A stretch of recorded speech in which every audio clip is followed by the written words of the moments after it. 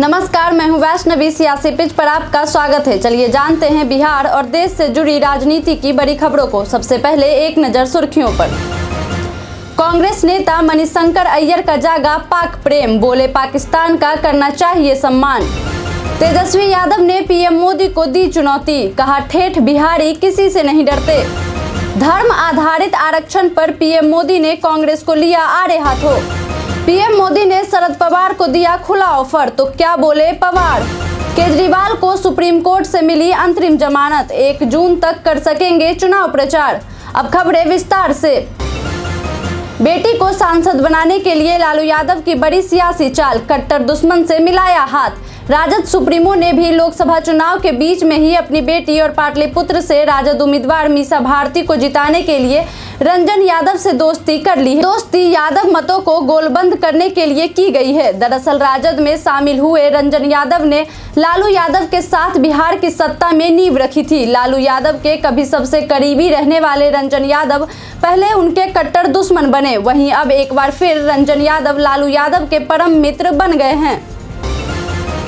कांग्रेस नेता मणिशंकर अय्यर का जागा पाक प्रेम, बोले पाकिस्तान का करना चाहिए सम्मान। शाम पित्रोदा के विरासत टैक्स रंग भेदी टिप्पणी का मामला अभी ठंडा भी नहीं पड़ा था कि कांग्रेस के वरिष्ठ नेता मणिशंकर अय्यर ने पाकिस्तान को लेकर एक विवादित बयान देकर फिर सियासी भूचाल ला दिया है। मणिशंकर अय्यर ने पाकिस्तान के साथ बातचीत की वकालत करते हुए कहा है कि भारत को पाकिस्तान का सम्मान करना चाहिए क्योंकि उनके पास परमाणु बम है।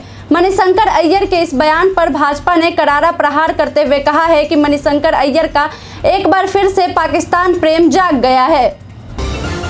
कांग्रेस प्रत्याशी ने किया जनता से अजीबोगरीब वादा, 2 पत्नी होने पर मिलेंगे 2 लाख रुपए। मध्य प्रदेश के रतलाम लोकसभा सीट से कांग्रेस उम्मीदवार कांतिलाल भूरिया ने मंच से जनता से अजीबोगरीब वादा कर दिया है। उन्होंने एक रैली को संबोधित करते हुए कांग्रेस की घोषणा पत्र में शामिल महालक्ष्मी योजना का जिक्र किया, जिसके तहत हर गरीब महिला के खाते में 1 लाख रुपए देने का वादा किया गया है। उन्होंने इस योजना के बारे में बताते हुए कहा है कि जिनकी 2 पत्नी होगी उनको 2 लाख रुपए मिलेंगे। इस दौरान मंच पर दिग्विजय सिंह और जीतू पटवारी भी मौजूद थे। पटवारी ने भूरिया की बात का समर्थन करते हुए कहा कि भूरिया जी ने अभी शानदार घोषणा की है कि जिनकी 2 पत्नियां हैं उन्हें 2 लाख रुपए मिलेंगे। कांग्रेस उम्मीदवार के बयान की बीजेपी ने कड़ी आलोचना की है। एमपी बीजेपी के प्रवक्ता नरेंद्र सलूजा ने चुनाव आयोग से भूरिया पर कार्रवाई करने की भी मांग की है। तेजस्वी यादव ने पीएम मोदी को दी चुनौती, कहा ठेठ बिहारी किसी से नहीं डरते। तेजस्वी न सिर्फ चुनावी सभा में मोदी सरकार पर हमलावर हैं, बल्कि वो सोशल मीडिया को भी सत्ता पक्ष के खिलाफ इस्तेमाल कर रहे हैं। इसी कड़ी में तेजस्वी यादव ने एक बार फिर ट्वीट कर पीएम मोदी पर जोरदार हमला बोला है। साथ ही बताया है कि केंद्र में अगर महागठबंधन की सरकार बनी तो वो क्या करेंगे। तेजस्वी यादव ने पीएम मोदी पर हमला बोलते हुए कहा कि ठेठ बिहारी किसी से नहीं डरते हैं। तेजस्वी यादव ने पीएम मोदी पर हमला बोलते हुए कहा कि राजनीति और चुनाव में धर्म की बात नहीं, कर्म की बात होनी चाहिए। प्रधानमंत्री जी ने 10 सालों में बिहार के लिए क्या कर्म किया है वो बताएं। वहीं अगर केंद्र में इंडिया गठबंधन की सरकार बनती है तो वो 1 करोड़ युवाओं को रोजगार देंगे। गैस सिलेंडर का दाम 500 करके अग्निवीर योजना को भी समाप्त करने के साथ ही आने वाले अगस्त माह में रक्षाबंधन के पावन पर्व से गरीब परिवार की महिलाओं को लाख रुपए सालाना देने की बात कही गई है। धर्म आधारित आरक्षण पर पीएम मोदी ने कांग्रेस को लिया आड़े हाथों। पीएम मोदी ने शुक्रवार को महाराष्ट्र के नंदुरबार में एक जनसभा को संबोधित किया। इस दौरान उन्होंने कांग्रेस पर जोरदार हमला बोला। उन्होंने कांग्रेस शासित कर्नाटक में धर्म आधारित आरक्षण देने का मुद्दा उठाते हुए कहा कि कर्नाटक में धर्म के आधार पर आरक्षण क्यों। पीएम मोदी ने आगे कहा कि जब तक वह जिंदा हैं आरक्षण नहीं छीनने देंगे। उन्होंने कांग्रेस पर हमला करते हुए कहा कि कांग्रेस आपकी संपत्ति को हड़पने की साजिश रच रही है। पीएम मोदी ने शाम पित्रोदा और राहुल गांधी का नाम लिए बगैर उन पर भी तीखा कटाक्ष किया। सुक्खू सरकार में मंत्री जगत सिंह नेगी ने कंगना पर दिए गैर जिम्मेदार बयान। हिमाचल प्रदेश के मंडी लोकसभा क्षेत्र से कांग्रेस प्रत्याशी विक्रमादित्य सिंह ने शुक्रवार को अपना नामांकन दाखिल किया। इस दौरान सीएम सुक्खू विक्रमादित्य सिंह के अलावा सुंदर सिंह और जगत सिंह नेगी ने भी जनसभा को संबोधित किया। सुक्खू सरकार में मंत्री जगत सिंह नेगी ने कार्यक्रम के दौरान कंगना पर गैर जिम्मेदार बयान देते हुए कहा कि मुंबई से एक महिला आई हैं और वह अज्ञानता से भरी हुई हैं, वह मूर्खतापूर्ण बातें कर रही हैं। जगत नेगी ने आगे कहा कि कंगना खुद को मोदी की गिलहरी बताती हैं और वह ठीक कह रही हैं, क्योंकि कंगना हर रोज रंग बदल रही हैं। इसी बीच नेगी ने कहा, आप लोग कंगना को जब स्टेज पर देखते हैं तो वह मेकअप करके आती है। सवेरे के वक्त आप जाना, जब बिना मेकअप होगी तब उनको कोई नहीं देखने आता है। निर्दलीय विधायकों द्वारा कांग्रेस को समर्थन मिलने पर रणजीत सिंह चौटाला का बयान। 3 निर्दलीय विधायकों के बीजेपी से समर्थन वापस लेने और कांग्रेस को समर्थन देने पर हरियाणा के मंत्री रणजीत सिंह चौटाला की प्रतिक्रिया सामने आई है। उन्होंने कहा है कि चुनाव में यह आम बात है, जब लोग देखते हैं कि हमें टिकट नहीं मिलेगा तो वे चले जाते हैं। जिस तरह से वे वहां गए हैं, कई हमारे साथ भी आएंगे। दुष्यंत चौटाला के कांग्रेस को समर्थन के ऐलान पर रणजीत सिंह चौटाला ने कहा कि उनके साथ विधायक रहेंगे तभी तो वे समर्थन देंगे। जोगीराम सिहाग हमारे पास बैठे और बाकी भी आने को तैयार हैं। भारत में लोकसभा चुनाव को लेकर यूएस ने की तारीफ, कहा लोकतंत्र को लेकर कोई संदेह नहीं। भारत में अमेरिकी राजदूत एरिक गार्सेटी ने भारत में लोकतंत्र के बारे में कुछ हलकों द्वारा उठाई गई चिंताओं को खारिज कर दिया और कहा है कि उनका 100% मानना है कि यह न केवल दुनिया के सबसे जीवंत लोकतंत्रों में से एक बना रहेगा, बल्कि अमेरिका और भारत के संबंध 21वीं सदी के निर्णायक रिश्तों में से एक बनने जा रहे हैं। गार्सेटी ने कहा कि वह भारतीय प्रणाली की कुछ चीजों से प्रभावित हैं जो अमेरिकियों से बेहतर हैं। 4% मुस्लिम आरक्षण रहेगा जारी, आंध्र के सीएम जगनमोहन रेड्डी का बड़ा बयान। लोकसभा चुनाव के दौरान अल्पसंख्यक आरक्षण का एक बड़ा मुद्दा बना हुआ है। विरोधी दल एक दूसरे पर मुस्लिम आरक्षण को लेकर भी आरोप प्रत्यारोप लगा रहे हैं। इसी बीच आंध्र प्रदेश के मुख्यमंत्री जगनमोहन रेड्डी ने कहा है कि उनके प्रदेश में 4% का मुस्लिम आरक्षण जारी रहेगा। करनूल में एक रैली को संबोधित करते हुए उन्होंने कहा, एक तरफ तो चंद्रबाबू नायडू जी भाजपा के साथ हाथ मिलाते हैं जो कि 4% का मुस्लिम आरक्षण खत्म कर देना चाहती है, दूसरी तरफ मुस्लिम वोट बटोरने के लिए वह नया ड्रामा कर रहे हैं। अखिलेश के लिए प्रचार करने पहुंचे राहुल गांधी ने साधा पीएम मोदी पर निशाना। सपा के राष्ट्रीय अध्यक्ष अखिलेश यादव के समर्थन में कन्नौज के बोर्डिंग मैदान में आयोजित INDIA गठबंधन की जनसभा को संबोधित करते हुए कांग्रेस के पूर्व अध्यक्ष राहुल गांधी जितना प्रधानमंत्री नरेंद्र मोदी पर हमलावर हुए, उससे अधिक उन्होंने मीडिया को भी निशाने पर लिया। उन्होंने कहा कि भाजपा की सबसे बड़ी हार होने जा रही है, लेकिन ये बात मीडिया आपको नहीं बताएगी। उन्होंने कहा, 10 सालों में प्रधानमंत्री मोदी ने अंबानी और अडानी का नाम नहीं लिया, लेकिन अब वह अंबानी और अडानी का नाम लेने लगे हैं। जब कोई हार रहा होता है तब उसी का नाम लेता है जो उसे बचा सकता है। आपकी स्कीम पर पार्टी के नेता ने ही उठाए सवाल। राजधानी दिल्ली के लक्ष्मी नगर से पूर्व आप विधायक नितिन त्यागी का एक वीडियो सोशल मीडिया पर वायरल हो रहा है।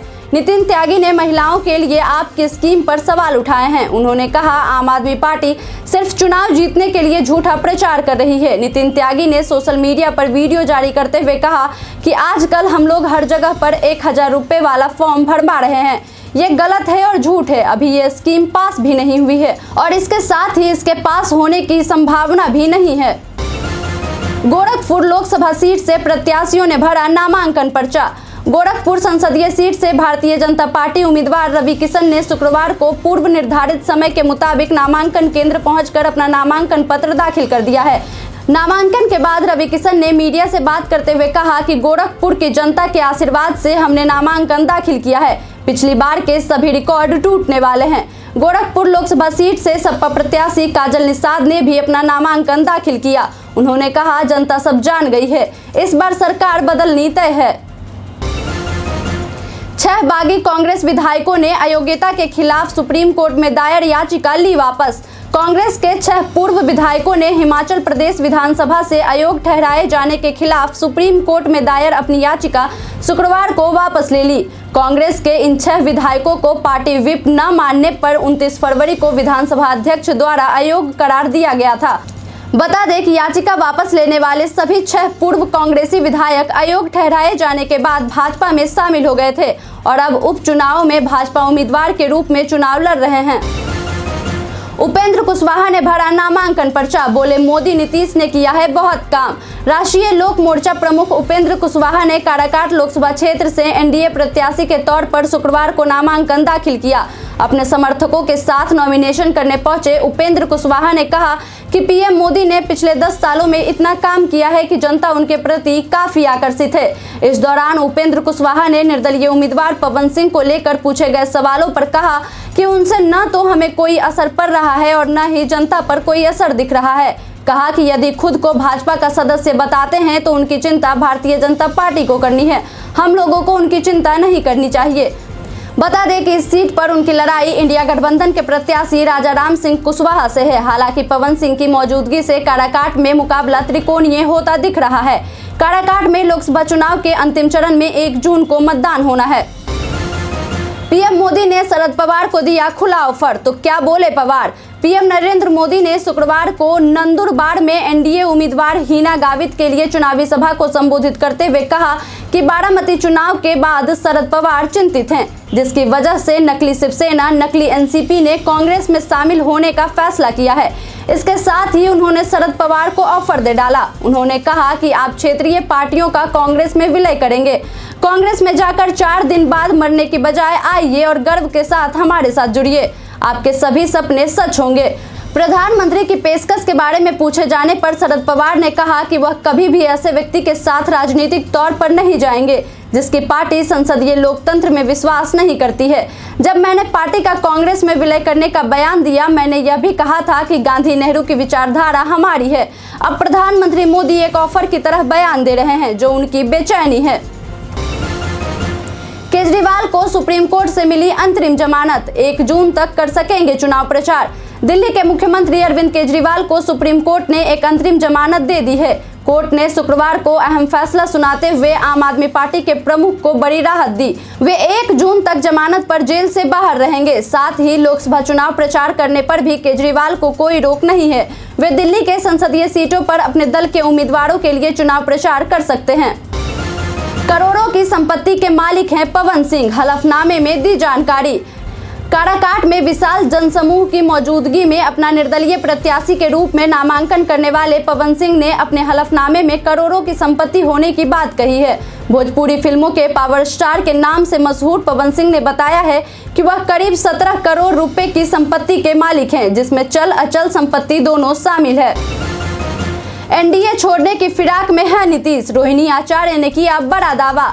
लोकसभा चुनाव को लेकर सियासी हलचल तेज है। पक्ष विपक्ष में आरोप प्रत्यारोप का दौर जारी है। इसी कड़ी में राजद सुप्रीमो लालू यादव की लाडली बेटी और सारण लोकसभा सीट से महागठबंधन उम्मीदवार रोहिणी आचार्य सीएम नीतीश पर बड़ा हमला बोल रही हैं। उन्होंने कहा है कि सीएम नीतीश एक बार फिर पाला बदलने के लिए बेचैन है, लेकिन हमारे घर पर सीएम नीतीश के लिए नो एंट्री का बोर्ड लगा हुआ है। आरक्षण खत्म करने के आरोपों पर रक्षा मंत्री राजनाथ सिंह ने विपक्ष पर बोला हमला। केंद्रीय रक्षा मंत्री राजनाथ सिंह ने शुक्रवार को दुमका में एक जनसभा को संबोधित करते हुए कहा कि किसी के माई के लाल में दम नहीं है कि वो आरक्षण खत्म कर दे। उन्होंने कहा कि राजनीति के क्षेत्र में काम करने वाले नेताओं के प्रति स्वतंत्र भारत में एक विश्वास का संकट पैदा हुआ है। विपक्ष को आड़े हाथों लेते हुए कहा कि विपक्ष भाजपा के ऊपर आरक्षण खत्म करने का झूठा आरोप लगाता है, लेकिन मैं कहता हूं कि आरक्षण कभी खत्म नहीं होने देंगे। राम मंदिर का शुद्धिकरण कराएगी कांग्रेस, नाना पटोले का बयान। महाराष्ट्र कांग्रेस अध्यक्ष नाना पटोले ने राम मंदिर के शुद्धिकरण की बात करते हुए बड़ा बयान दिया है। उन्होंने कहा कि अयोध्या स्थित राम मंदिर को भाजपा सरकार ने सही तरीके से और परंपरा से निर्माण नहीं कराया है। नाना पटोले ने आगे कहा कि अगर चुनाव के बाद इंडी गठबंधन सत्ता में आती है तो हम अयोध्या में राम मंदिर का शुद्धिकरण करेंगे। कांग्रेस नेता ने कहा कि शंकराचार्य राम मंदिर के प्राण प्रतिष्ठा का विरोध कर रहे थे, लेकिन भाजपा सरकार ने नहीं सुनी, जिसके चलते अब चारों शंकराचार्य राम मंदिर का शुद्धिकरण करेंगे। हेमंत सोरेन को सुप्रीम कोर्ट से नहीं मिली राहत, 13 मई को होगी अंतरिम जमानत पर सुनवाई। झारखंड के पूर्व मुख्यमंत्री हेमंत सोरेन को सुप्रीम कोर्ट से राहत नहीं मिली है। अदालत ने कहा कि हेमंत सोरेन की सभी दलील हाईकोर्ट द्वारा गिरफ्तारी को सही ठहराने वाले फैसले के खिलाफ दाखिल अपील पर बहस के दौरान सुना जाएगा। हेमंत सोरेन ने झारखंड हाईकोर्ट के उस आदेश को चुनौती दी है जिसमें उनकी गिरफ्तारी केस को सही बताते हुए हाईकोर्ट ने याचिका खारिज कर दी थी। अब बढ़ते हैं आज के सवाल की ओर। आज का सवाल है कि आरक्षण पर आपकी क्या राय है। आप अपना जवाब हमें हमारे कमेंट सेक्शन में लिखकर जरूर बताएं। आज के लिए इतना ही, धन्यवाद।